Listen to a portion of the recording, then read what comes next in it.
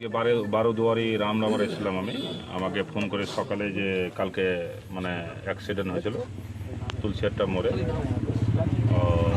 মানে 3 ছেলে ছিল, ছেলের মধ্যে 2টা ছেলে তো মানে সাথে সাথে মারা গেছে, আর একটা ছেলে মানে বেঁচে আসলো। বলছে দাদা 2টা তো ছেলে মারা গেছে, তো একটা মা বেঁচে আছে, খুব গরিব।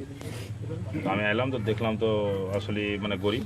তো আমি হসপিটালের মালিক, যেটা আমার মানে দোষ বন্ধু, তো আমি ওকে ফোন করলাম যে আপনাকে পয়সা লেগে কোনো এলাজ রুখতে হবে না, আপনি করেন। আমি কালকে মানে কালকে 4 তারিখ আমি কালকে যেয়ে দেখে ছেলে যেন কোনো সমস্যা লেগে পয়সা লেগে যেন আপনি এলাজ রুখবেন না, আপনি চালান। আমি কালকে আসছি, আর আমি নিশ্চয়ই কালকে যাব।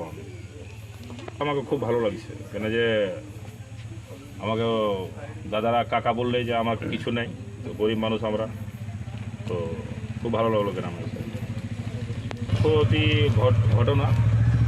এটা কেউ চায় না যেরকম হয়, আর যেটা ওটাই ব্যাপার যে ঘটনা হয়েছিল ওই গ্রামে। দেখেন, এটা তো আমার খুব ভালো লাগছে, এটা আমার খুবই ভালো লাগছে। আমি সাহায্য করলাম, তো খুবই ভালো লাগছে।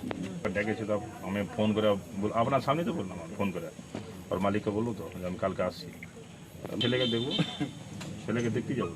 কোনো এমার্জেন্সি ছিল না, বাকি যে ওর জন্য এসছি, তো আমি ফোন করবো, তো বলে দিলে যে আইসো, তো যেতে যাবো।